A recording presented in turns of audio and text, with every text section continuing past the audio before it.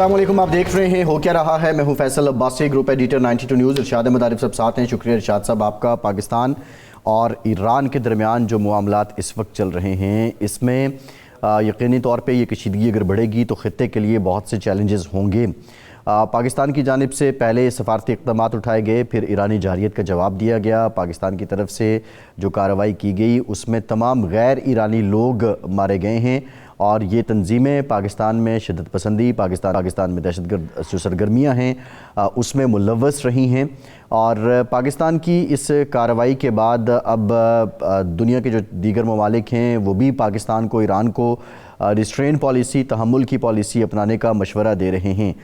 لیکن سوالات یہ اب بھی اپنی جگہ موجود ہیں۔ پہلے کے پروگرامز میں بھی ہم نے اس کو ڈسکس کیا کہ آخرکار ایران کو اس جارحیت کی، اس دراندازی کی ضرورت کیوں پیش آئی، اور ایران اور پاکستان کے جو دہائیوں پر محیط تعلقات ہیں وہ ایک جانب عکاس رہے ہیں مسلم برادرہڈ کے، دوسرا پڑوسی ملک کے اعتبار سے بھی پاکستان اور ایران کے تعلقات بہتر رہے ہیں۔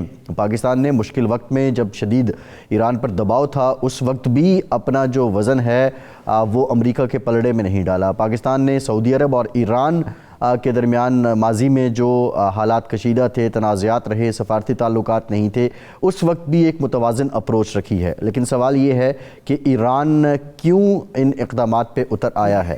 کیا ایران کو تشویش تھی اور اس کو کچھ خدشات تھے تو پراپر چینلز کے ذریعے پاکستان کو، پاکستان کی حکومت کو آگاہ نہیں کرنا چاہیے تھا اس سے قبل کہ ایران خود یہ اقدامات اٹھاتا؟ اس سارے ماحول میں، اس سارے معاملات میں پاکستان نے پہلے سفارتی اقدام جو اٹھایا، پھر عسکری کارروائی کی۔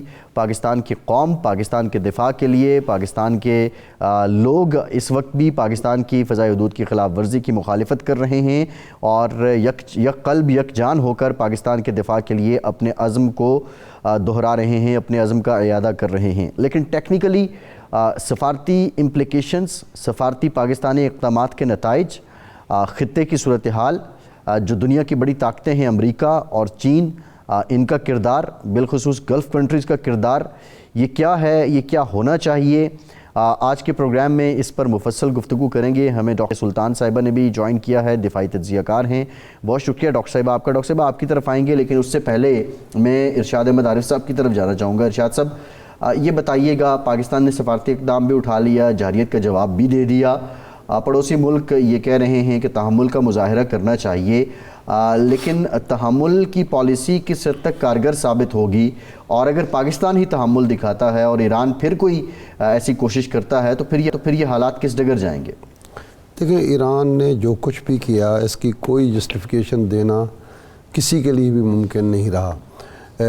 بدترین حالات وہ تھے جب ایران جنگ کا شکار تھا، عراق کے ساتھ جنگ لڑ رہا تھا، خانہ جنگی کا شکار تھا، پاکستان پر امریکہ کا دباؤ بھی تھا، پاکستان پر سعودی عرب جیسے دوست، قریبی دوست ممالک کا اور تمام عرب کمیونٹی کا دباؤ تھا کہ ہم عراق کا ساتھ دیں۔ لیکن ہم نے اس وقت یہ فیصلہ کیا، اور وہ درست فیصلہ تھا کہ ہم مسلمانوں کے درمیان، دو مسلم ممالک کے درمیان اس جنگ میں کسی کے جنگ کا حصہ نہیں بنیں گے، کسی کے ساتھ کھڑے نہیں ہوں گے، ہم غیر جانبدار رہیں گے، ہم امن کا حصہ بنیں گے، اور ہم کوشش کریں گے کہ ہم ان دونوں ممالک کے درمیان جس حد تک صلح صفائی ممکن ہے وہ ہم کریں گے۔ یہ ہماری پالیسی رہی۔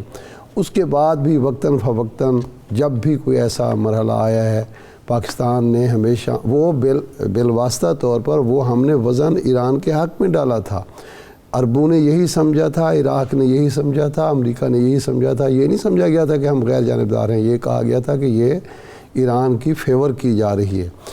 آج اس وقت جب کہ غزہ میں 24,000 بچے، عورتیں، مرد، جوان شہید ہو چکے ہیں، جنگ جاری ہے، پوری عالمی اور اسلامی برادری کا یہ فرض بنتا ہے کہ وہ غزہ کے مسلمانوں کی مدد کو آئے، عملی مدد ہونی چاہیے جس حد تک ممکن ہو۔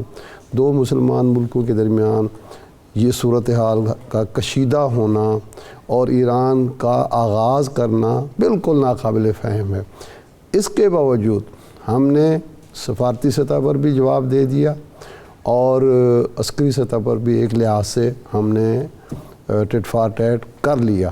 اب ہر پاکستانی کی یہی خواہش ہوگی کہ یہ معاملہ مزید آگے نہ بڑھے، کیونکہ اگر یہ خدا نخواستہ یہ آگے بڑھتا ہے تو نہ یہ پاکستان کے مفاد میں ہے نہ ایران کے مفاد میں ہے۔ آج دفتر خارجہ نے جو بیان جاری کیا بہت ہی متوازن تھا۔ انہوں نے یہ کہا کہ یہ ایران کے خلاف، ایران کی کسی سول تنصیبات یا فوجی تنصیبات کے خلاف کارروائی نہیں تھی، یہ ان دہشت گردوں، عسکریت پسندوں کے خلاف کارروائی تھی جو پاکستان میں دراندازی کرتے ہیں، پاکستان میں دہشت گردی کرتے ہیں، پاکستان کے عوام کو ٹارگٹ کرتے ہیں، پاکستان کے قومی مفادات کو ٹارگٹ کرتے ہیں، ان کو نشانہ بنایا گیا، اور یہ مجبوراً نشانہ بنایا گیا ہے کیونکہ ہم نے بار بار ایران سے کہا اور ایران نے ان کے خلاف کارروائی نہیں کی۔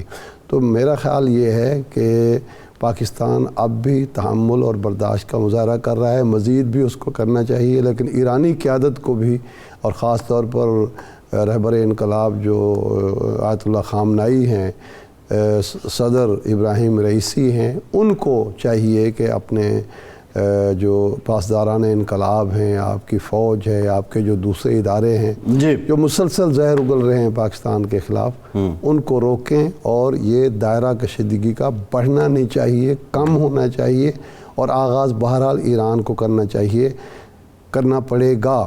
لیکن ماریہ سلطان صاحبہ ان معاملات پر ایک ماسٹر کی حیثیت رکھتی ہیں، ہم ان سے پوچھتے ہیں کہ معاملات اس حد تک آگے کیوں بڑھے، کیوں خراب ہوئے؟ آپ اس کی کیا توجہ سمجھتے ہیں؟ کیا جے شنکر کا جو دورہ ہے ایران کا، جو پیر کے دن شروع ہوا اور بدھ کو ختم ہوا، اس کے بھی کچھ اس میں کوئی نہ کوئی انپٹ شامل ہے؟ ان کی بھی کوئی انگیخت پروویکیشن یا پلاننگ شامل ہو سکتی ہے؟ ڈاکٹر صاحبہ سوال کیا۔ اگر ہم تھوڑے سے ماضی میں جائیں تو ہم یہ دیکھتے ہیں کہ IGRC جو ہے ان کے بہت دیرینہ تعلقات رہے ہیں ہندوستانی انٹیلیجنس کے ساتھ۔ اس کے ساتھ ساتھ جو ہندوستان کا اثر رسوخ رہا ہے بالخصوص سستان کے اندر، اور جو بلوچ لبریشن آرمی اور BLF کے ساتھ، اور پھر پاکستان کے خلاف جو مختلف قسم کی جو دہشت گردانہ کارروائیاں ہوئی ہیں، اس میں بڑی حد تک اس علاقے سے بہت سارے انٹیلیجنس آپریشنز، بہت ساری جو ہے پشت پناہی جو ہے ہندوستان کی طرف سے دیکھنے میں نظر آئی ہے۔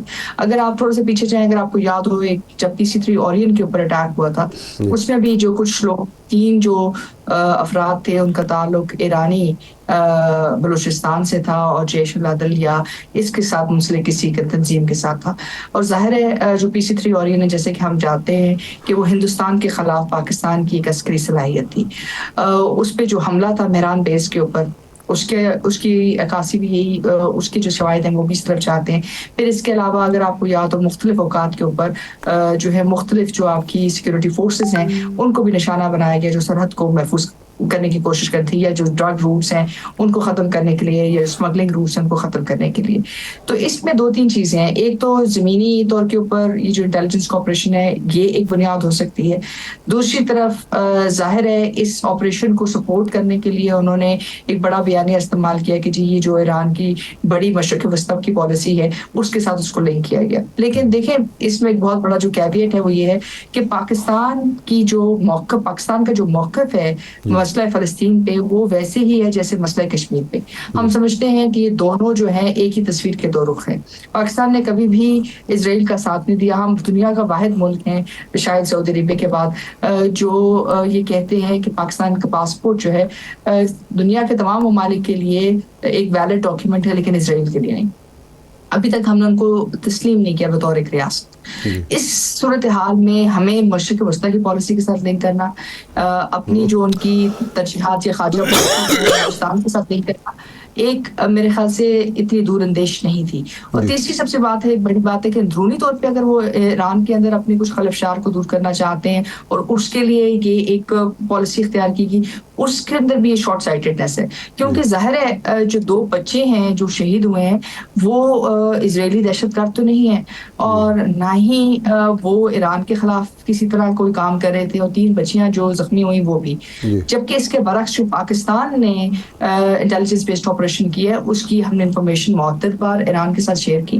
ہم نے یہ بات واضح کی کہ ایران کی جو سرزمین ہے، بالخصوص جو ان کے انگورنڈ ایریاز ہیں، ان کو جو ہے ایران دیکھے، اور پھر خاص طور کے اوپر اس کو ایک آماجگاہ نہ بنائے ان کی جوائنٹ انٹیلیجنس کوآپریشن کی جو ایران اور ہندوستان کے درمیان ہے، کیونکہ ظاہر ہے اس سے ہمسایہ ملک کے تعلقات خراب ہوتے ہیں اور بحث اس سے بھی آگے ہے، کیونکہ اس وقت انٹیلیجنس کے ساتھ ساتھ جو ایرانین تنظیمیں ہیں، ایران کی اپنی جو IGRC ہے وہ بھی بین الاقوامی جو ہے سینکشنڈ آرگنائزیشن کے طور پہ کام کری، یعنی کہ دہشت گردی کی اس پہ مختلف قسم کی سینکشنز لگی ہوئی ہیں۔ ایسی صورتحال میں پاکستان کے ساتھ تمام راستے ختم کرنا یہ ایران کے حق میں نہیں ہے۔ جی ٹھیک ہے۔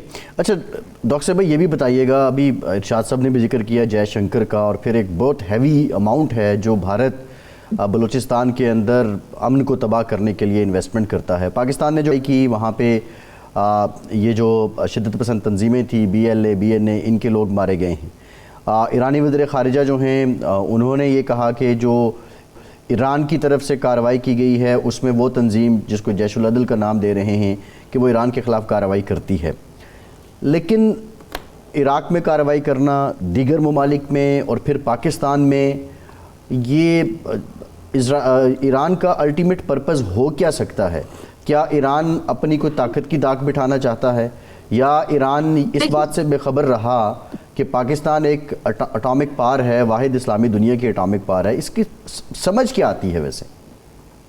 دیکھیں پہلی بات تو یہ، جہاں تو جیش العدل کی بات ہے تو جیش العدل جو ہے جیسے میں نے آپ کو PC3 اورین کا یہ جو شواہد دی ہیں اس میں وہ پاکستان کے خلاف کام کرتے رہے۔ پاکستان کی جو پالیسی ہے دہشت گردی کے خلاف وہ تو بہت واضح ہے، ہم نے 20 سال دہشت گردی کے خلاف جنگ لڑی ہے، ہمارے سے علاوہ دنیا کا کوئی ملک ایسا نہیں ہے جو یہ کہہ سکے کہ اس نے اتنی زیادہ قربانیاں دی ہیں۔ ہم ابھی بھی اپنی ہر دہشت گرد جو اس کے خلاف جو ہم کارروائی کرتے ہیں اس کو ہم بہت سنجیدگی سے لیتے ہیں۔ ہم نے ہمیشہ اپنے ہمسایہ ممالک سے کہا ہے کہ ان کی سرزمین جو ہے ایک پناہ گاہ نہ بنے دہشت گردوں کے لیے، اور یہ اس کو ایک بنیاد نہ بنائے پاکستان کے خلاف دہشت گردی کے واقعات کو فروغ دینے میں۔ لیکن ہماری تحمل مزاجی کو ہماری کمزوری سمجھا گیا، ساتھ یہ سمجھا گیا کہ کیونکہ ہم نہیں چاہتے کہ اس وقت جو ہمارا جو صورتحال ہے وہ اس کے اندر زیادہ کشیدگی آئے تو شاید ہم یہ چیز سہ جائیں گے۔ پاکستان نے بہت کچھ سہا ہے۔ یہ جو جیش العدل کی بات ہے اس کی کچھ اکاؤنٹ کچھ دیر بعد کہتے ہیں کہ جی یہ دراصل ہمارے کچھ ٹارگٹس کے اوپر جو ہے IGRC کا اٹیک تھا، جو غلطی سے میزائل جو ہے وہ پاکستان چلائے گئے۔ دیکھیں میزائل غلطی سے کہیں نہیں جاتے ہیں، میزائل جہاں جاتے ہیں وہیں جاتے ہیں۔ ابھی جو پریسیشن گائیڈڈ آپ نے اٹیک کیا، جو آپ نے ڈرونز استعمال کیے ہیں، وہ کس بات کی عکاسی کرتے ہیں کہ آپ نے انٹیلیجنس بیسڈ آپریشن کیا۔ دوسری بات یہ ہے کہ پھر آپ اس کو مشرق وسطیٰ کی پالیسی سے لنک کر دیں جس کا اس کے ساتھ کوئی تعلق نہیں ہے۔ پاکستان تو مشرق وسطیٰ کی پالیسی میں ایران کے ساتھ ہی کھڑا ہے، ہم اسرائیل کے خلاف ہیں، ہم نہیں سمجھتے کہ اسرائیل جو کر رہا ہے فلسطینیوں کے ساتھ وہ درست ہے۔ تو ایسی صورتحال میں میرے خیال سے ایک بہت بڑی مس کیلکولیشن تھی ایران کی طرف سے، ایران کی انٹیلیجنس ایجنسیز کی طرف سے، بالخصوص اس گروہ کی طرف سے جو یہ تمام آپریشن میں انڈیا کی سپورٹ کر رہی ہے۔ تو یہ سمجھ رہے تھے کہ پاکستان یہ ایبزارب کر جائے گا یا سہ جائے گا، یا پاکستان کی طرف سے کوئی جواب یا رد عمل نہیں آئے گا، اور ابھی بھی ہم یہ کام نہ کرتے۔ لیکن اگر ہمیں خطرہ نہ ہوتا کہ ایک بہت بڑی دہشت گردانہ کارروائی پاکستان کے خلاف جو ہے شاید اس کی جو ہے شروعات ہو سکتی ہے، اور ہمیں ایک کلیئر اور ایمننٹ اور پریزنٹ ڈینجر تھا جس کی وجہ سے ہم نے یہ کارروائی ان جو ہے دہشت گرد گروہ کے خلاف، ان کے ٹھکانوں کے خلاف کی جو ہمارا خیال ہے کہ پاکستان کے اندر دہشت گردی کرنے جا رہے تھے۔ ابھی بھی ہم سمجھتے ہیں کہ دہشت گردی کا کوئی مذہب نہیں اور ان کی کوئی نیشنلٹی نہیں، اور اگر یہ کام ہم چاہتے ہیں کہ اس علاقے کو اس سے پاک کیا جائے تو ہمیں مشترکہ طور کے اوپر دہشت گردی کے خلاف مہم جاری کرنی چاہیے۔ یک طرفہ فیصلے، یک طرفہ جو ہے کانسیکوینسز سے بڑھ کر جو ہے بہت زیادہ کانسیکوینسز لے کے آتے ہیں، اور جو باہر کبھی کبھی مشکلات کا سبب نہیں بلکہ بہت زیادہ مشکلات کا سبب بنتے ہیں۔ یہی بات ہم نے افغان حکومت کو بھی کہی ہے۔ اچھا یہ فرمائیں کہ یہ اب معاملے کو مزید بڑھنے سے روکنے کے لیے، محدود رکھنے کے لیے کیا اقدامات کرنے کی ضرورت ہے؟ پہل کس کو کرنی چاہیے؟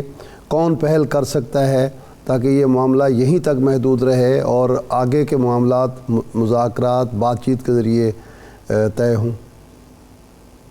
دیکھیے جی، جیسے میں نے پہلے کہا کہ یہ معاملہ پاکستان ایران کا نہیں ہے، لیکن یہ دہشت گردی کے خلاف مہم جوئی کا ہے. تو آپ کے پاس ایک فورم بھی موجود ہے، آپ کے پاس کانٹیکٹس بھی موجود ہے، اور آپ کے پاس میکینزمز بھی موجود ہیں جس میں آپ دہشت گردی کے خلاف جو ہے مشترکہ کاروائیاں کر سکتے ہیں. اس وقت ایران کی اور پاکستان کے درمیان جو کشیدگی ہے اس کو کم کرنے کے لیے چین نے کہا ہے کہ وہ ایک بہتر کردار ادا کریں گے. پاکستان اس کا خیر مقدم کرتا ہے، اور پاکستان ابھی بھی امید رکھتا ہے کہ ایران یہ بات سمجھے گا کہ پاکستان کا مشرق وسطیٰ کی پالیسی کے ساتھ کوئی تعلق نہیں ہے، جو ہے کیونکہ ہم مسئلہ فلسطین اور مسئلہ کشمیر کو ایک ہی طرح دیکھتے ہیں.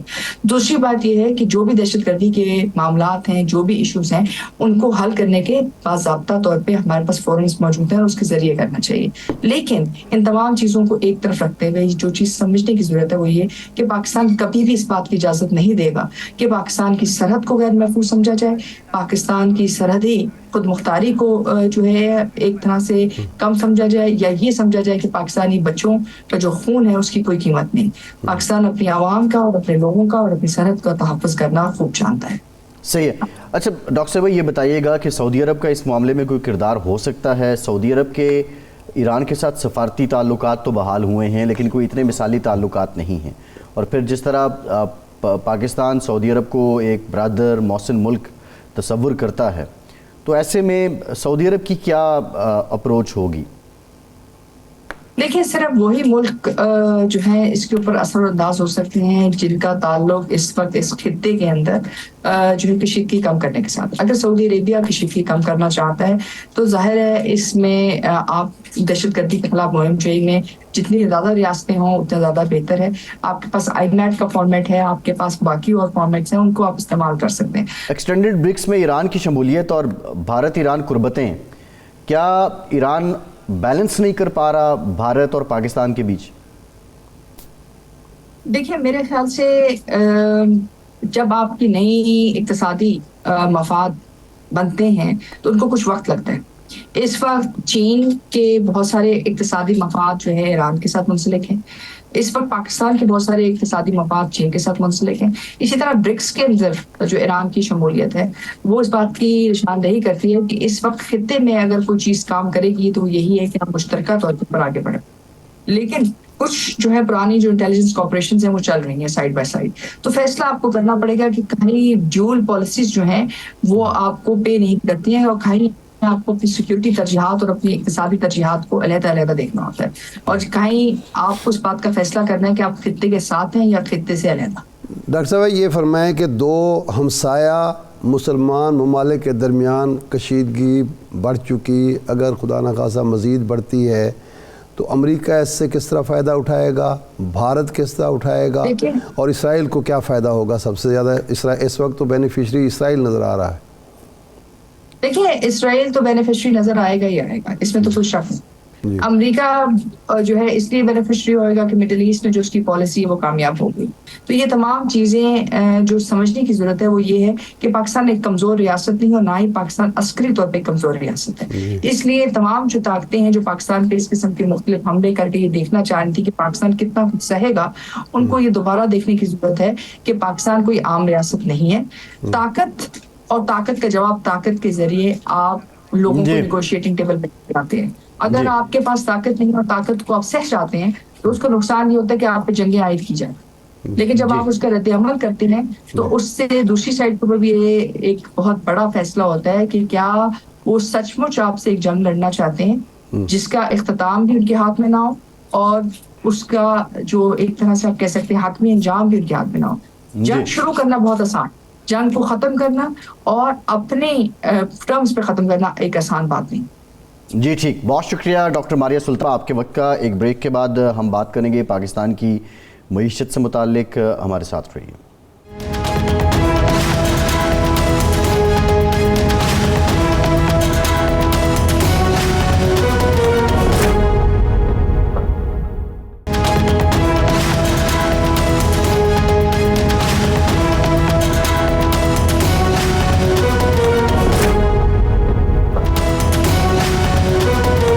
کے بعد ایک بار پھر سے آپ کو خوش آمدید کہیں گے. ہمیں جوائن کیا ہے پاکستان کے سابق وزیر خزانہ مایہ ناز معیشت دان ڈاکٹر حفیظ پاشا صاحب نے. ڈاکٹر صاحب thank you very much for your time. Doctor صاحب یہ بتائیے گا یہ جو کشیدگی ہے پاکستان اور ایران کی، اس کے پاکستان کی جو معاشی صورتحال ہے اس پر کیا اثرات ہوں گے، اور بالخصوص جو خطے کی معیشت ہے، اقتصادیات ہیں، ان پہ کیا اثرات ہوں گے؟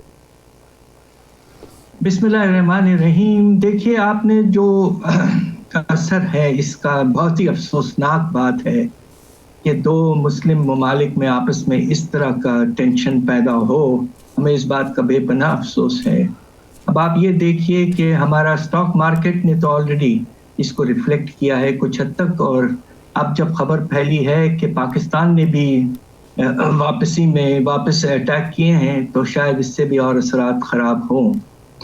دیکھیے اس کے نتیجے میں بات یہ ہے کہ پاکستان کے جو معاشی حالات ہیں وہ بہت حد تک خراب ہو چکے ہیں، اور ہم بڑے مشکل سے اس وقت گزارا کر رہے ہیں کہ آئی ایم ایف سے کوئی لون کا انسٹالمنٹ مل جائے یا کہیں اور سے کچھ پیسے آ جائیں تو گزارا ہو جائے، کوئی رول اوور مل جائے تو گزارا ہو جائے. جب اس طرح کی ٹینشن کی خبر آئیں گی تو یہ جو SIFC جو ہمارا ایک نیا بڑا ادارہ ہے، انہوں نے کہا ہے کہ فورن ڈائریکٹ انویسٹمنٹ ماشاءاللہ $70 ارب 3 سال میں لے آئیں گے. اس طرح کے ماحول میں میری گزارش یہ ہے کہ فورن ڈائریکٹ انویسٹمنٹ بہت بہت مشکل ہوگا پاکستان میں آنے کے لیے. اس لیے ہمیں سوچ سمجھ کر آگے بڑھنا چاہیے، اور جو مسائل آپس میں ہیں دو مسلم ممالک کے، ان کو کسی طرح سے ریزالو کرنے کی کوشش کرنی چاہیے. اچھا بھائی صاحب، ہمیں IMF سے $70 کروڑ جو ڈیو تھے وہ مل گئے، UAE سے جو رول اوور ہونا تھا وہ بھی ہو گیا، اور ایک نیا معاہدہ بھی ہوا ہے $3 ارب کا. اس کا مطلب یہ ہے کہ حالات تو حوصلہ افزا ہیں اور یہ معاہدہ اس ماحول میں ہی ہو رہا ہے. تو اگر یہ معاملہ یہیں رک جاتا ہے، آگے نہیں بڑھتا، ہم سب کی یہی دعا اور خواہش ہے اور آپ کی بھی یہی خواہش ہے، تو پھر اس کا مطلب یہ ہے کہ ہماری معیشت جو ہے ہموار راستے پر گامزن ہے، اور ہم جو توقعات IFC سے لگا کے بیٹھے ہیں وہ پوری ہوتی نظر آ رہی ہیں. دراصل بات یہ ہے کہ دیکھیے میمورینڈم آف ایسوسیشن MOU یا انڈرسٹینڈنگ جو ہے وہ ہم نے بہت سے سائن کیے ہوئے. MOU سے بڑھ کر ایک ایکچوئل انویسٹمنٹ آنا، اس میں بہت پروسیس کمپلیکیٹڈ اور مشکل ہوتا ہے. تو اس وقت یہ کہنا کہ UAE سے $3 ارب ایکسٹرا آ جائیں گے عنقریب، یہ میں سمجھتا ہوں کہ میچور ہے. البتہ اگر آ جائیں تو اس سے بہتر کیا بات ہوگی. دوسری طرف جو آپ نے رول اوور کا ذکر کیا ہے، یہ جو فائنینشیل لائبلٹیز ہیں جو سینٹرل بینکس ہمارے سینٹرل بینک میں ڈپازٹس رکھتے ہیں، جس میں نمایاں طور پر 3 ملک ہیں. ایک ہے آپ کا سعودی عربیہ، دوسرا ہے UAE، اور تیسرا ہے چائنا. ماشاءاللہ یہ جو فائنینشیل لائبلٹیز ہیں یہ عام طور پر رول اوور ہو جاتے ہیں، اور ہم نے اپنے کیلکولیشنز میں، بجٹ کی کیلکولیشنز میں یہ رول اوورز اسیوم کیے ہوئے ہیں. البتہ ہو گئے ہیں تو بہت اچھی بات ہے، مگر they were built into the calculations. IMF نے بھی اپنے پروجیکشنز میں ان کو انکارپوریٹ کیا ہے. اب پاکستان $700 ملین تو ملے ہیں IMF پروگرام کے سیکنڈ ریویو کی پہلی ریویو کی کامیابی کے بعد. اب یہ دیکھنا ہے کہ آنے والا جو ریویو ہے دسمبر کی پرفارمنس پر وہ کیسا ہوتا ہے. ہمیں اس بات کی تھوڑی سی زیادہ پریشانی ہو رہی ہے کہ جو فگرز آئے ہیں سرکولر ڈیٹ کے ہمارے سیکٹر میں 5,700 ارب تک پہنچ گئے. اس پہ IMF یقیناً ہمیں بہت پریشان کرے. آپ دیکھیے جی ڈاکٹر صاحب، یہ بیسیکلی جو رپورٹ ہوا ہے اب تک یہ MOU نہیں ہے بلکہ یہ ایگریمنٹ ہوا ہے، اور آئی ہوپ کہ یہ اس کو جب یہ آئے گا میچور ہوگا تو پاکستان کے لیے بہتر ہوگا. اب تک جو رپورٹ ہو رہا ہے. بہرحال دوسری جانب ڈاکٹر صاحب ہم آئیں پاکستان کے اندر جو حالات ہیں، ڈالر روپی پیرٹی کی ہم بات کر لیں، یا اسٹاک ایکسچینج ہماری کبھی بہتر پرفارم کرتی ہے، اور ابھی یہ پاک ایران کشیدگی کی وجہ سے وہ بھی نیچے آ رہی ہے. کوئی بھی گورنمنٹ آتی ہے انتخابات کے بعد، کیا میجر ٹاسکس ہیں جو اس کو کرنے ہوں گے، کتنا ٹائم لگے گا، پالیسیز کیا ہوں گی، اور یہ جو موجودہ پالیسیز ہیں ان کو کنسسٹنٹ رکھنا ضروری ہوگا یا نئی پالیسیز بنانی پڑیں گی؟ یہ آپ کا بہت اہم سوال ہے. دیکھیے ہمیں اس بات کا کچھ حد تک افسوس اس بات کا بھی ہے کہ جو مینیفیسٹوز ہونے چاہیے تھے اس مرتبہ خاص طور پہ ملک کے حالات کو دیکھتے ہوئے، جبکہ افراط زر کی بہت ہی تیز رفتار ہے اور بے روزگاری میں نمایاں طور پر اضافہ ہے، لوگ بہت پریشان ہیں، تو میں خیال یہ تھا کہ مینیفیسٹو کم از کم ہماری میجر پارٹیز جو ہیں وہ یقیناً ضرور ریلیف کا ذکر کریں جس طرح بلاول بھٹو کرتے رہتے ہیں، مگر اس کو کس طرح سے ہم فائنینس کریں گے یہ بتانا بہت ضروری ہے. ورنہ یہ ریلیف پروگرام جو خاص طور پہ پیپلز پارٹی نے اناؤنس کیا ہے with all due respects یہ انسسٹینیبل. واضح طور پر آپ بتائیں کہ پروگریسو ریفارمز، پروگریسو ٹیکسیشن، جو ہمارا امیر طبقہ ہے جن کو بے شمار مراد ملے ہیں، وہ کون سے آپ ہٹائیں گے اور اس سے جو ایڈیشنل ریونیوز لائیں گے اور خرچوں میں جو کمی کریں گے اس سے ان مل ملا کے آپ کے پاس جو ایڈیشنل ریسورسز آئیں گے اس کا ایک حصہ ضرور اس وقت ضرور ریلیف دینا چاہیے. اور جو ریلیف کے پروگرام ہے وہ یقیناً مناسب ہے، مگر اس کی فائنینسنگ کے بغیر یہ نہیں ہوگا. آئی ایم ایف جو ہے آپ کو آگے بڑھنے نہیں دے گا. آئی ایم ایف کے بغیر اگر آپ نے کوشش کی اگلے سال تو مجھے افسوس سے کہنا پڑتا ہے کہ باہر سے پیسے آنے کا رفتار جو کم ہو چکی ہے آلریڈی وہ اور کم ہو جائے گی، اور اپنی جو ایکسٹرنل آپ کی لائبلٹیز ہیں وہ آپ میٹ نہیں کر پائیں گے. خدا نہ خواستہ پھر دیوالیے کی طرف جانا شروع ہو جائیں. ڈاکٹر صاحب بلاول صاحب یہ کہتے ہیں کہ جو 17 وزارتیں ہیں وہ ڈیوالو ہوئی ہیں، وہ صوبوں میں کام کر رہی ہیں، مرکز میں بھی قائم ہیں، وہ ہم ختم کریں گے جب، اور اس طرح کے معاملات جو صوبوں کو چلانے چاہیے وہ مرکز میں نہیں چلیں گے. تو اتنا پیسہ آ جائے گا کہ ہم 300 یونٹ بجلی بھی سب کو دے دیں گے اور بھی بہت سارا کچھ کر سکتے ہیں، مکان بھی بنا کے دے دیں گے. تو وہ تو بڑا آسان فارمولہ بتا رہے ہیں.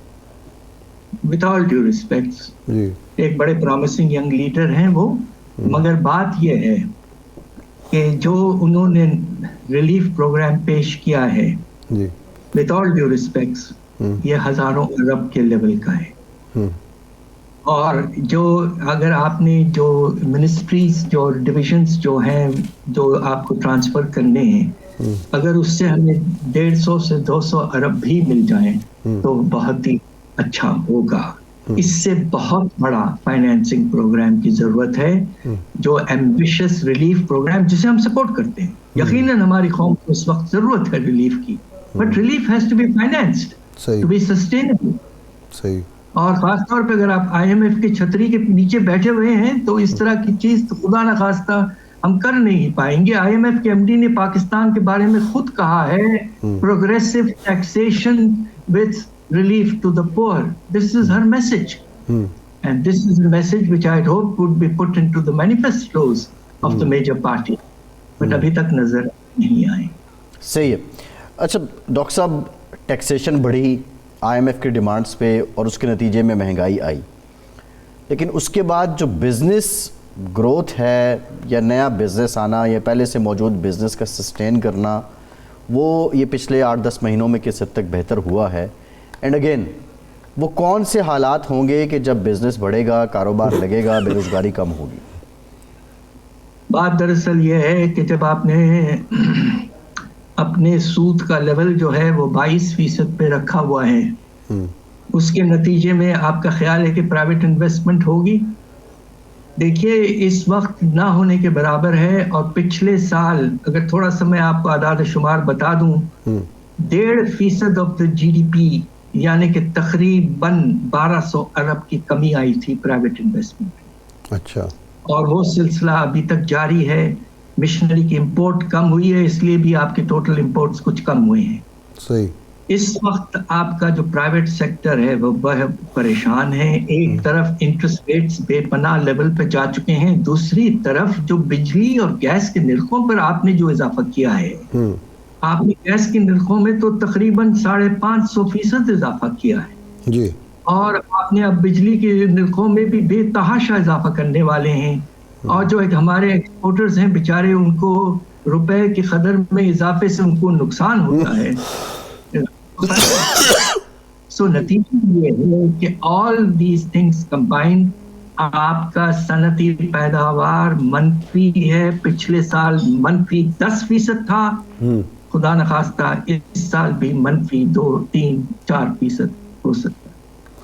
ڈاکٹر صاحب یہ بتائیں کہ باقی انڈیکیشن جو ہمارے معیشت کے ہیں وہ تو آپ کے سامنے ہی ہیں. ڈالر بھی ہماری کوشش یہ ہے کہ 250 پہ لے ہیں، ابھی تک لانے میں کامیاب نہیں ہو سکے، اللہ کرے کہ ہو جائے. یہ سٹاک ایکسچینج جو بڑھتا چلا گیا، بڑھتے بڑھتے 65,000 تک پہنچ گیا، یہ کیا منطق ہے؟ یہ ذرا ہمارے ناظرین کو سمجھائیں کہ سٹاک ایکسچینج میں واقعی بہت زیادہ کاروبار ہو رہا ہے، بہت زیادہ انویسٹمنٹ ہو رہی ہے. بات دراصل یہ ہے کہ ایک بہت بڑا حصہ ہمارے اسٹاک مارکیٹ کا بینکوں کا ہے. جی، جب سود کا پیمانہ بڑھتا ہے تو بینکوں ریکارڈ پروفٹ بنا رہے ہیں، بے تحاشا ان کے پروفٹس میں اضافہ ہوا ہے. یہ تو شیئر مارکیٹ میں ایک میجر پازیٹیو فیکٹر یہ ہے. اچھا، دوسری طرف جو بات بہت کم لوگوں نے اس کا ذکر کیا ہے وہ یہ ہے کہ آپ نے درآمدات کو فزیکلی کنٹرول کیا ہوا ہے اسٹیٹ بینک نے. جب آپ اس طرح کی کنٹرول کرتے ہیں اور اس کے نتیجے میں اسکیرسٹی پیدا ہوتی ہے، قلت ہو جاتی ہے، تو قیمتوں میں بے تحاشا اضافہ ہوتا ہے. تو جو آپ کے کمپنیاں ہیں جو اس طرح کے پروڈکٹس مارکیٹ کر رہے ہیں وہ ایکسٹرا پروفٹ بنا رہے ہیں. فارماسیوٹیکل ہے، ہم نے آپ کے مختلف اسٹیل یہ وہ ایسے جو فیکٹریز وغیرہ ہیں جن کی اس سپلائی میں کمی آئی ہے، قیمتوں میں بے تحاشا اضافہ کیا ہے. ہاں، گاڑیاں ہیں اور بہت ساری چیزیں ہیں. گاڑیاں تو بہترین ایگزام، گاڑیاں کا تو بہترین ایگزام. تو اب وہ جو ان کے سٹاک میں اضافہ ہے، سٹاک مارکیٹ آرٹیفیشلی آپ کا ایکسپلوڈ کر رہا ہے. ایک طرف سٹاک مارکیٹ امیروں کا بڑھ رہا ہے اور دوسرے طرف ہمارے غریب طبقہ جو ہے ان کے کھانے پینے کی اشیاء کی قیمتوں میں 40% سے زیادہ اضافہ ہو رہا ہے اور بے روزگاری میں کوئی اضافہ نہیں ہو رہا ہے، کمی ہو رہی ہے. تو یہ تو ایک مساوات کا بہترین خراب، اگر آپ اجازت دیں کانٹرڈکٹری اسٹیٹمنٹ کا ایگزامپل ہے. جی، انیکوالٹی. ڈاکٹر صاحب، شرح سود میں کب تک کمی کی توقع کی جا سکتی ہے؟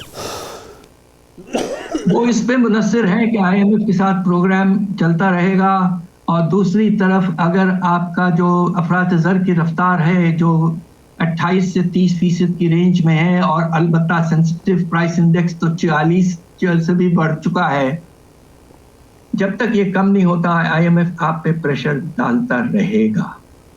اور اس کی ایک جو وجہ ہے تو کہتے نہیں ہے، افراط زر سے تعلق تو ضرور ہے کہ اس کو کم کیا جائے، مگر آپ کو تو اندازہ ہوگا آسمان تک پہنچ گئی ہے تقریباً 8 سے 9 ہزار ارب. تو وہ تو منی سپلائی میں اضافہ کر رہا ہے. تو یہ انسٹرومنٹ جو ہے یہ کامیاب نہیں ہوتا ہے افراط زر کم کرنے میں. خدا کے لیے یہ انڈر گریجویٹ اسٹوڈنٹس کو بھی یہ بات کا اندازہ ہے پاکستان کے کانٹیکسٹ میں. پتہ نہیں آئی ایم ایف کیوں اس بات پہ انسسٹ کرتا، اور ہم سن رہے ہیں. صحیح ہے ڈاکٹر صاحب. اب ایسی منجدھار ہے، ایک طرف آئی ایم ایف کی کنڈیشنز ہیں اور ان کو جب امپلیمنٹ کرتے ہیں تو مہنگائی بڑھتی ہے. آئی ایم ایف کی نہیں مانتے تو پھر جو دیگر ہمیں پیسے آنے ہوتے ہیں، ڈالرز آنے ہوتے ہیں، وہ بھی رک جاتے ہیں. حال تو اس کا ایف ڈی آئی ہی ہے، حال تو اس کا انویسٹمنٹ بڑھانا ہی ہے. لیکن دن بہ دن جس طرح آپ نے غریب لوگوں کی بات کی ہے ان کے لیے دن سخت ہوتے جاتے ہیں. میک شفٹ ارینجمنٹس کیا ہو سکتی ہیں؟ دیکھیے، جس طرح کے ریلیف پروگرام پیپلز پارٹی نے ذکر کیا ہے وہ مناسب ہے، ہم اسے سپورٹ کرتے ہیں، مگر اس کی فائنینسنگ ہونی چاہیے. ورنہ ہوگا کیا کہ آپ اگر اس کو جو روپے چھاپ کے ڈیفیسٹ بڑھا کے اگر اس کی فائنینسنگ کریں گے تو جو فائدہ ریلیف سے ہو رہا ہے وہ بھی کم ہو جاتا ہے، اس لیے کہ افراط زر میں اضافہ ہو جائے گا. تو ایک سسٹینیبل اسٹریٹجی کے لیے بہت ضروری ہے کہ یقیناً اس طرح کا ریلیف پروگرام ہو، مگر اس کی فائنینسنگ ایک مناسب طریقے سے، خرچوں کی کمی سے اور پروگریسو ٹیکسز کے اضافے سے ہو، تاکہ ایک مناسب سسٹم آپ کا چلے اور لوگوں کو کچھ ریلیف باقی اس وقت ضرورت ہے اور وہ ملے. اچھا ڈاکٹر صاحب یہ فرمائیں کہ 8 فروری کے انتخابات کے بعد اگر ایک مخلوط حکومت وجود میں آتی ہے تو وہ معیشت کے لیے کتنا بہتر یا بری ہوگی، اور ایک مضبوط حکومت سنگل لارجسٹ پارٹی کی حکومت آتی ہے تو وہ کتنا مفید ہوگی معاشی حوالے سے؟ دیکھیے، ہم نے جو کوئلیشن گورنمنٹ کی آپ نے ذکر کیا ہے جی، وہ ہم نے ایکسپیرینس تو پی ڈی ایم کی حکومت میں دیکھا جی، پچھلے سال تقریباً 16 مہینے. جی، and with all due respects یہ کوئی خاص کامیاب ماڈل نہیں تھا. جی، اور ہم یہ چاہتے ہیں کہ ایک مناسب حکومت ہو، ہمارا ڈیموکریسی کا نظام مستحکم ہو، اور ود آل ڈیو ریسپیکٹس اس میں باہر کی قیمتوں، باہر کی طاقتوں کا انفلوئنس کم ہو، ایک ڈیموکریٹکلی الیکٹڈ میجورٹی گورنمنٹ ہو، اور وہ سوچ سمجھ کے. اب آپ یہ دیکھیے کہ ہم 1-2 مرتبہ ہماری ڈیموکریٹک حکومتس نے اچھا کام بہت کیا ہے. جی، میں آپ کو ایک بہترین اگزامپل دیتا ہوں کہ جب ٹیررزم اور لوڈ شیڈنگ پیک پہ تھے 10 سال پہلے، اس کو ہماری ڈیموکریٹک حکومتوں نے ہینڈل کیا اور ٹھیک کیا. تو اس طرح کے ہمیں ایک ماڈل چاہیے کہ ایک ایسی حکومت ہو جس کے پاس سلیقہ، طاقت اور کامیابی کے امکانات ہوں، اور وہ مورال اس کا ہائی ہو، اور وہ آگے بڑھے، ریفارمز کی نیگوسیشن کرے انیشلی IMF کے ساتھ، اور آگے بڑھے، ایکسپورٹس میں اضافہ کرنے کی کوشش کرے، ایگریکلچرل سیکٹر کی پیداوار بڑھانے کی کوشش کرے اور آگے بڑھے. مائنورٹی پارٹی اور کوئلیشن گورنمنٹس ریفارمز کے معاملے میں کافی کمزور ہو جاتی. جی، ٹھیک. بہت شکریہ ڈاکٹر حفیظ پاشا صاحب، آپ کے وقت کا موجود تھے. ایک بریک کے بعد دوبارہ حاضر ہوتے ہیں.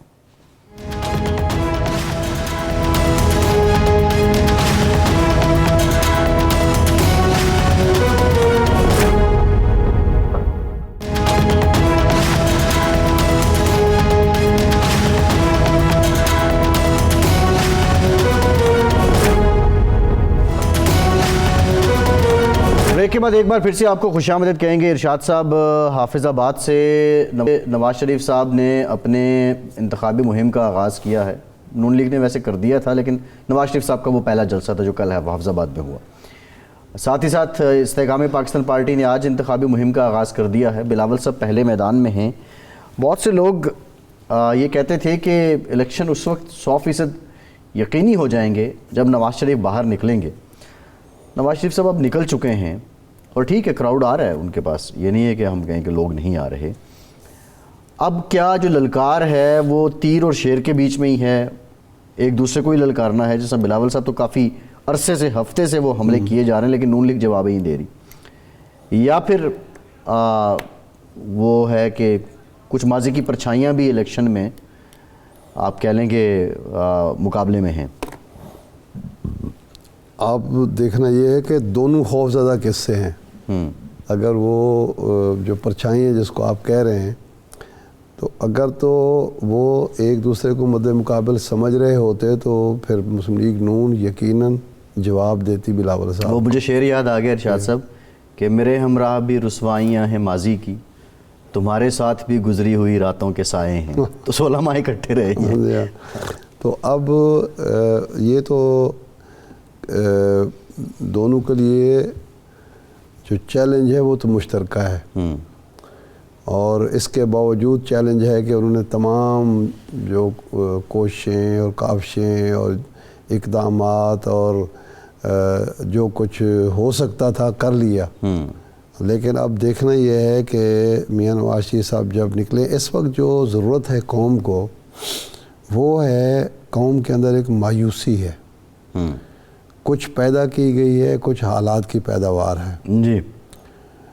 مہنگائی کی شرح اگر 40% سے زیادہ ہو, یعنی اگر میں 10,000 روپے کماؤں اور وہ رہ جائیں بمشکل 4,000 6,000 4,000 ویسے ہی نکل جائیں وہ افراط زر کی وجہ سے, تو پھر آپ اندازہ کر لیں. بجٹ تو میں ظاہر ہے 10,000 کا بناؤں گا, لیکن وہ ہے میرے پاس 4,000, تو یہ 6,000. تو اب آپ اندازہ کر لیں کہ لوگ, پھر بے روزگاری ہے, پھر مستقبل سے مایوسی ہے. جی. اب وہ لیڈر ہی اور اس کی بات ہی سنی جائے گی جو ہوپ دے گا, جو امید دے گا. اچھا ارشاد صاحب, یہ بڑی اور امپورٹنٹ وہ بات ہے. ہوپ جو ہوگی وہ صرف ایسے باتوں کی حد تک نہیں ہوگی, حقیقت پسندانہ ہوگی.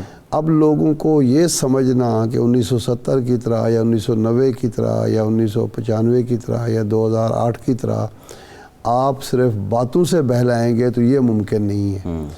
آج کی جو نسل ہے اس نے اپنے بڑوں کو بھی یہ سمجھا دیا ہے کہ حقیقت اور جو افسانے میں فرق کیا ہے, حقیقت کیا ہے اور افسانہ کیا ہے.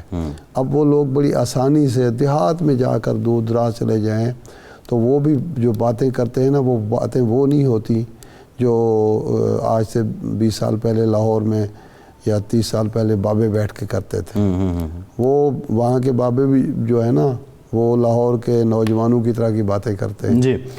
تو ان کو یہ لوگوں کو احساس دلانا کہ یہ الیکشن آپ کی تقدیر بدلیں گے اور ہم یہ کام کریں گے. اب دیکھیں نا, یہ کہہ دینا کہ 300 یونٹ بجلی جو ہے ہم مفت دے دیں گے, آپ نے کہہ دیا.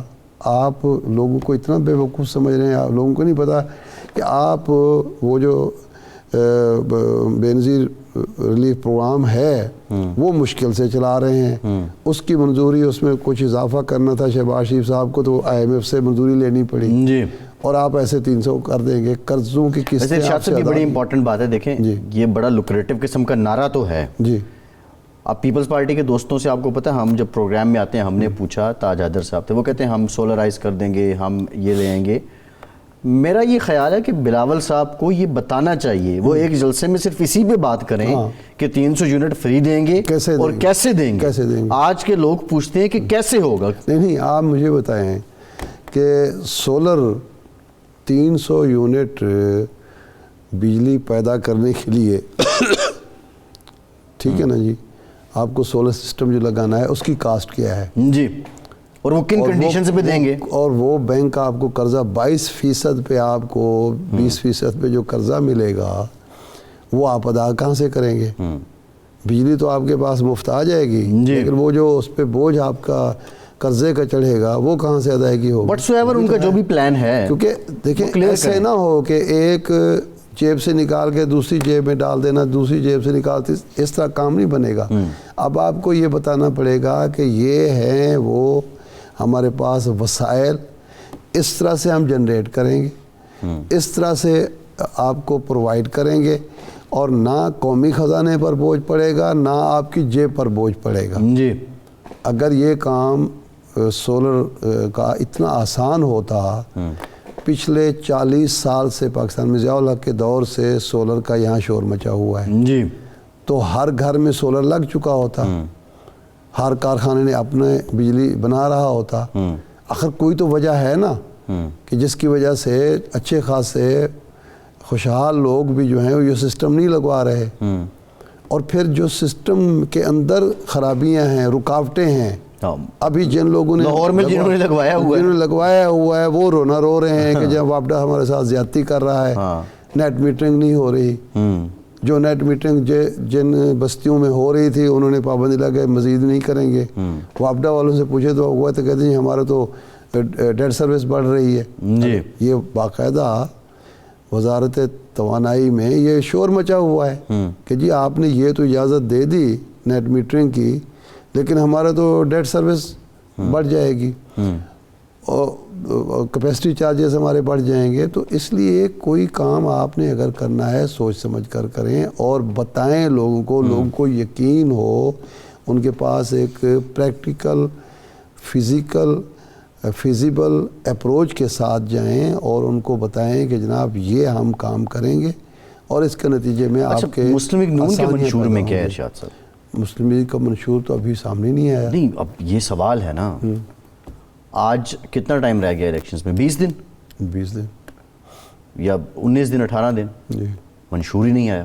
آ جائے گا, آ تو جائے گا. میرا سوال یہ ہے, یا تو آپ کو یقین ہے کہ بھئی سکہ بند ووٹر ہے, منشور دیں نہ دیں جو کہیں گے اس پہ یقین کرے گا, وہ جا کے مور لگا دے گا شیر پہ. ایک تو مطلب ابھی تک منشور نہ آنے سے جو مجھے سمجھ آ رہی ہے وہ اپروچ ہے. یا دوسری بات یہ ہے کہ آپ کا منشور اتنا میجیکل ہوگا کہ وہ اتنا صیغہ راز میں ہے کہ جب وہ آئے گا تو بس وہی منشور ہوگا اور کسی کا نظر ہی نہیں آئے گا. اب یہ تو ظاہر مسلم لیگ کا کوئی لیڈر ہی بتا سکتا ہے. ہم تو خواہش ہی کر سکتے ہیں کہ ایک بہترین منشور آئے اور جس میں ہر پہلو کو ماضی کے تجربہ کی روشنی میں ہر پہلو کو مد نظر رکھا گیا ہو, جی پریکٹیکل اپروچ کے ساتھ, اور ملکی موجودہ معاشی صورتحال کے مد نظر اور IMF کو ذہن میں رکھ کر یہ ذہن میں رکھیں کہ یہ بتا دیں کہ ہم نے آگے بھی IMF کے پاس جانا ہے. وہ تو جانا ہے, اس کی مجبوری ہے آپ کی. حقیقی بات یہی ہے نا ارشاد صاحب, اسٹینڈ بائی پروگرام آپ نے لیا ہوا ہے نا, تو ابھی اسٹینڈ بائی پروگرام لینے کا مطلب یہ تھا کہ اگلا پروگرام آپ نے لینا ہے. جی ٹھیک ہے نا جی. اب اگلا پروگرام لینے کے لیے تو یہ تو نہیں ہوگا نا کہ جی آپ بجلی بھی فری کر دیں گے اور گیس بھی فری کر دیں گے اور کوئی بے نظیر انکم سپورٹ پروگرام کو بھی ڈبل کر دیں گے اور پٹرول یہ جو ایک چلتی ہے کہ پٹرول بھی سستا کر دیں گے, غریب کے لیے سستا کر دیں گے. یہ ایک منطق آج تک مجھے سمجھ نہیں آئی کہ جناب ہم جو ہے امیر پر بوجھ ڈالیں گے, جی یعنی جو ٹیکس دیتا ہے جو ٹیکس گزار ہے اس پر بوجھ بڑھائیں گے, صحیح ہے, اس کی وہ کر کے اور ان کو دیں گے. اور پھر موٹر سائیکلوں کا ایک آپ کو پتہ ہے کہتے ہیں موٹر سائیکل والوں کو ہم فری دے دیں گے, اور پتہ چلا کہ جی موٹر سائیکلیں اس وقت جو چل رہی ہیں اس میں سے پتہ نہیں 40% یا 45% جو ہیں وہ کمپنیوں کی ہیں, وہ بھی انہی کو جائے گا. یعنی کمپنیز کے جو رائٹر ہیں ان کے پاس ہیں وہ, اور وہ ان کو فری آپ پٹرول دیں گے یا سستا پٹرول دیں گے, وہ کمپنی کے کھاتے میں جی ایگزیکٹلی جمع ہوگا. ٹھیک. ارشاد صاحب پروگرام کا ٹائم ختم ہو گیا, بہت شکریہ. آج کے پروگرام سے اتنا ہی, اجازت دیجیے.